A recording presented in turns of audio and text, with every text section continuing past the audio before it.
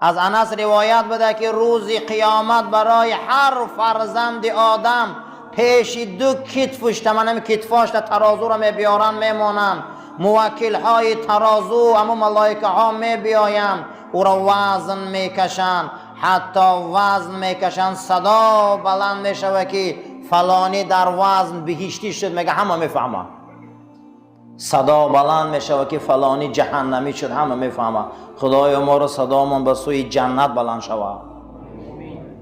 خدای ما را آن روز ملائکه ها اعلان کنن که فلانی ها همش بهشتی هم. در بین ما یه نفری هست اگه اهل بهشت های، یک روایت که امام غزالی میبیاره یا نباش بوده. نباش کفن دزده میگن، شب میرفته کفن ها رو میدزدیده، روز میره یا نماز جنازه رو میخونه که کفنی خوشرو، میگه خیلی شب که میرم میدزدم خیلی پولی خوبه. شب میره میگه هوی میکنه که در داخل لحد کفن جدا کردن دکی صدا بلند میشه که ای بهشتی بس نمیکنی اولیام. در حال میگه چیما رو مونده گریختنی میشوه. حتی که در زمان حضرت حسن بصری میگه رخ داده این کار. حاطف از صدا میبدری لحد میگه چخیل بهشتی عمری من، میگه عمری من میگه در همین دزدی کفن گذشته، چخیل بهشتیم. گفته جنازه همین دا بدی؟ گفته بله. تا در جنازه همین به طریق پنهان حسن بصری آمدگی بود، هیچ کس وی ندیده بود. همین جنازه دا شریک شد خواند خدا به طفیل حسن این اولیاش و عالم دورش تمام گناه همون روزه اشتراک کننده ها را بخشید، همشان ده مهری بهشت ماند تا نخود دوباره با دوزخ روی نکمی کرده. بین ما ده یک کسی هست که به طفیل او خدا گناه ما رو میبخشد. ما اولیای خدا رو نمیشناسیم، ما دوستای خدا رو نمیشناسیم. اونها قالبشان در پیش ما هست، اما روح اونها در دیگر منطقه های، فکر اونها در دیگر منطقه های. مثلا که در حضرت صوفی علایار شیشتن در رنگ ما برای یک تمیخل داعی دعوتگر بالای منبر وصف دوزخت بیش کرده است. این خندیدن میگیره، میگن ای دیوانه چی میخندی؟ گفته پیش ما در بین دوزخت بیش یک قدم هست. همین بخوام گفته قدم هم میمونه میدرم. دوستای خدا تایی درجه را مستی خدا هم ناز میکنن به خدا. چیکار میکنن؟ ناز میکنن. گفته شما چگونه یک پیامبر میگه که درباره دوزخت بیش گپ زد، بعد گفت که دوزخت دیدگی همه خواب کرد، صحابه هم خواب کرد. گفتن نه، با عبدالله ابن عمر یاش بچه بود گفت من دیدگیم. وقتی درباره دوزخت بیش گپ میزدن صوفی علایار به خندید. تا چی میخندی آخی؟ این جای خنده دوزخته. گفت پیش اولیای خدا یک قدمه، هم دوزخش میبینیم گفت ما هم بیشه. فرزند انسان ایرا اصلا از یاد نبرار که گروه از انسان ها بدین که اونها مثل پرنده در دوزخ میسوختیان. اینها نفرایی بود است که در میزان در ترازو هیچ مال خوبی های اونها بلند نیامد، گناهاشون زیاد آمد. از داوود علیه السلام شب گریه کرده بود است که پروردگارا میخواهم که همه ترازوی حساب تبینم. چی تبینم؟ گفته ترازوی حساب تبینم. میگه پروردگار رفعت علیه الحجاب، پرده ها را میگه برداشت. داوود ترازوی روز قیامت دید. گفته که روایت حدیث هم امام مسلم میکنه، میگه داوود علیه السلام ترازوهای حساب پروردگار دید. گو یک پله اونها در مغربن، یک پله اونها در مشرق. من حیران شدم که اگر زمین ما در داخل اونها با زمین در داخل اونها چیکار میکنه؟ میدعکی میکنه. من نمیدونم که من چند عمل دارم، من نمیدونم که من چند خوبی دارم که اون دو وزن میکنم. روز قیامت ثوابدارا با حسرت میخوردیم. کاش که زیاد میکردیم، کاش که زیاد میکردیم، کاش که بسیار میخوندیم، کاش که بسیار میشیشتیم. حتی یک صلوات رسول اکرم صلی الله علیه و سلم او ترازو را پر میکنه. حتی یک محبت حبیبش او ترازو را پر میکنه. حتی که یک شهادت رسول ما را به ایمان از این دنیا میبرد.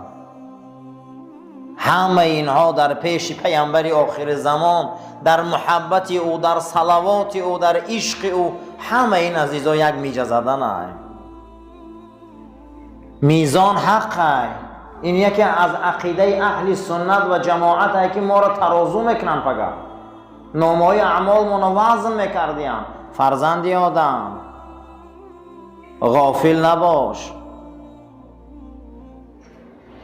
روایت حسن بصری بده این که رسول اکرم صلی الله علیه و سلم سرش از خانه عایشه درون کردند رضی الله تعالی عنه، فنعس فذكرت الآخرة فبكت حتى سال دمعها فنقد على خد رسول الله صلى الله عليه وسلم فانتبهه فقال ما يبكيك يا عائشة؟ قالت ذكرت الآخرة هل تذكرون أهليكم يوم القيامة. جناب پیغمبر میگه سرش میگه از حجره عایشه درون کردن که عایشه غناب داشتن. بعد از اون میگه ذکر آخرت کردن که عزیز عایشه ایجاشون گریه کردم، خیلی خیسم بسیار گریه کردم.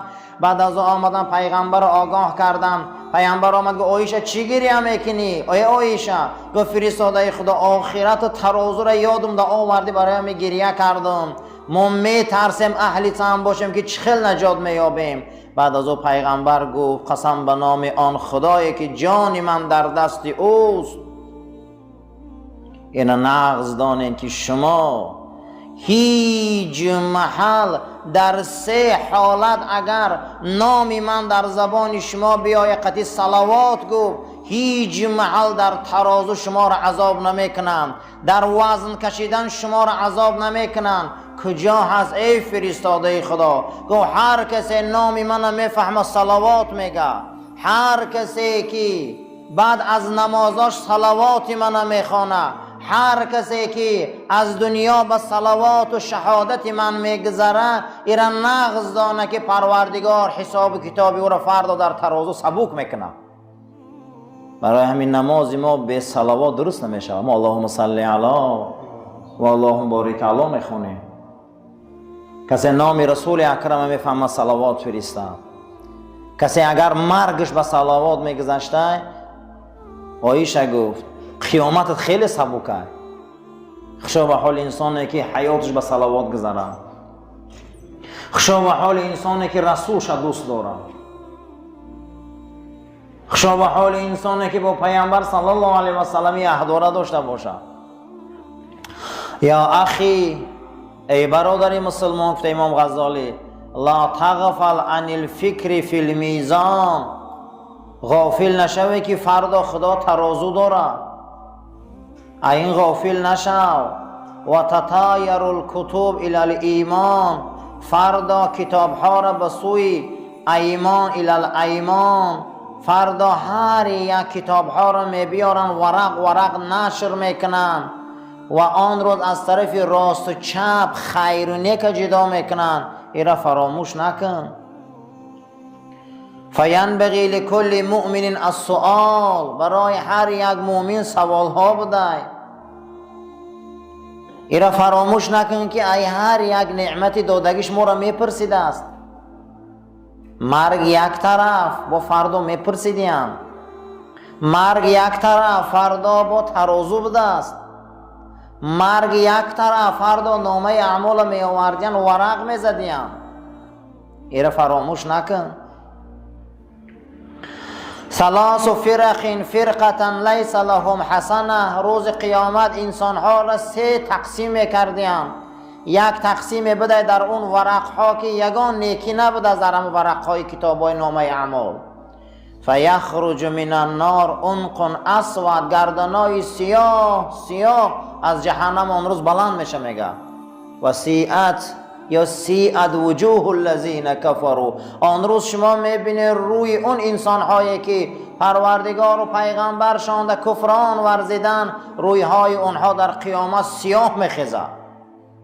و سیئت الذین کفروا، سیئت وجوه الذین کفروا، سیاه میشود، چهره ها تغییر میفته است.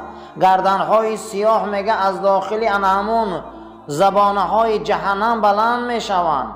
فیلقطهم لقط الطیر الحب و ینتوی علیهم و یلقیهم فی النار. چگونه که پرنده را بلند می بردارن و از بالا یک تیر میخرشه که اصابتش میکنه آماده در زمین میزنه، هر یک جهنمی را جهنم از سوختن علاش مثل پرنده ها میپرتافتش در بالا. من اگر یک جوشش لخچه علابی ولکان دیدگی باشه میپرتای علاوه بالا. میگه شما فردا جهنم میبینی لخچه های او میگه آدما میپرن، میگه پریده مثل پرنده های بیجان پریده، میگه در بین علاو رفتن میگیرن. فیناد علیهم شقا و لا سعادت لهم. اونها را اهل شقاوت میگن، اهل بدی میگن. برای چی؟ آنها روز قیامت حاصل کردن، آنها ترازو را حاصل کردن، آنها پیغمبر را حاصل کردن، آنها شریعت بازی کردن، آنها را فردا میگه لخچه های دوزخ سرخ میکنن. از اینا میگه شما فراموش نباشه. اینا میگه از یادتون میگه نبروره. رسول اکرم صلوات الله ربی و سلام فرمودن شب معراج من جهنم تماشا کردم، همه پیغمبرا در پیش جهنم بزانو زدن، منم از وهم جهنم بزانو زدم. پیغمبری نوزنین ما جهنم دیده بزانو غلطی دیان. چی با گفتن فرستاده خدا؟ گفتن بزانو رو خم کردی. گفت برای آنکه در داخل سیله کفر و نفاق امت خدمم دیدم، برای امتهای خدمم من پایان خمیدم. گفتم کیانی ها؟ گفت در بین اونها از امتهای خدمت دیدم. حتی که حضرت علی روایت میکنه میگه پیغمبر هم خیلی گریه کردن که ریشه های مبارک حضرت میگه در درون آبی میجعاشان شدن که ما امتها دیدم در اونجا. حضرت حسن بصری فقط میگه موعظه میکرده و گریه میکرده منبر فرامدن و فقط گریه میکرده است. و میپرسیدن میگن تمام مردم روز جمعه که امامی بزرگ شما اینقدر شخصیتی کلانی چیقه بسیار گریه میکنی، غیر گریه مو چیز نمیفهمیم ای شما. گفته میترسم. تا چی میترسی؟ که ما در وجود حیات زندگی شما گناه ندیدیم. گفت از یک چیز میترسم. گفت از چیز میترسی؟ گفت همون آخران نفری که از دوزخ از امت رسول الله صلی الله علیه و سلم خلاص میخرد طبق حدیث رسول اکرم. پیامبر اکرم گفتن که آخران دوزختی که از دوزخ خلاص میخره من او را میشناسم. اولین نفری که دوزخ میدره ای امت او را میشناسم. گفت همون پیامبر گفت آخران دوزختی که از دوزخ میبره از امتهای من برای همین گریه میکنم که هوای من نباشم. من برای همین گریه میکنم. گفت من از میزان میترسم، من از حساب میترسم. فردا گفت همون نفر من نباشم. با انا این بود میگه حال اولیای خدا. انا این بود حال اون نفری که 60 صحابه را زیارت کرده. حسن بصری را حضرت ام المؤمنین مادرمان عایشه صدیقه دعا دادیان، اما در وقت موعظه‌شان میگه زور گریه میکردن، عمرشان با گریه گذشت. گفته همین حدیث رسول اکرم یادم نمیبره که من آخران امت خدم از دوزخ میبراین من او را میشناسم. گفت میترسم هوای من نباشم. فقط میگه حیاتش به همین میگذشت. این حدیث در هم بخاری در روایت میشه هم مسلم ده. این هممون در کار داره. هوای من نباشه، یکی هوای من نباشم. خشا به حال انسان هایی که در بین ما هم خیلی با دوستای خدا هستن. خدایا به توفیل هم خیلی دوستا ماهارم آدم خوب کنه، ماهارم اهل هدایت کنه، ماهارم اهل توفیق کنه. پروردگارا به حق 99 تا نام پاکت چگونه ای که برادر ما هفته پیش در بین ما بود هردش، امروز خوری شیر علی و احدلو در پیش تام. پروردگار ما از اونها راضییم، تام از اونها راضی باش، اونها را روحاشون خرسند کن، با شهدا و صالحین و پیغمبران محشورشان کن و همیشه جای این گناه انسانای خوب در بین ما پروردگار را خالی نمون. برای تو عاجز هیچ مال عاجز نیست، تو در حال می آفری. و همیشه دعا کنیم پروردگارو که علما و قاری و واعظای ما را خدا نگهبان شود. این دنیا را زینتش همینا هم. اللهم ربنا آتنا فی الدنیا حسنة و فی الآخرة حسنة و قنا عذاب النار و صلی الله تعالی خیر خلق محمد و علی اصحاب الاجمعین. پروردگارو این جوان مردایی که در این خیر سهم موندن مثل بازار سینای دیگر جوان مردا پروردگارو برکت را در کسب کارشون عطا که. این مسجد آباد زیبا نگه دار. خاندانی قاری شیر علی رقدی احدالله زنده هاش صبر ته. پروردگارا گوراشون پر نور کن. این جمعیت ما را جمعیت خیر گردان. پروردگارا این بازار دا برکت و فیض زیاد گردان. صفی جوان مرداش زیاد کن. یکی دودگیشان دا پروردگار هزار ته. هر کسی را در اینجا چی سهمی که من از خدمت و از همه کار پروردگارا اجر و مکافات شخصت از خزانه های غیب عطا فرما.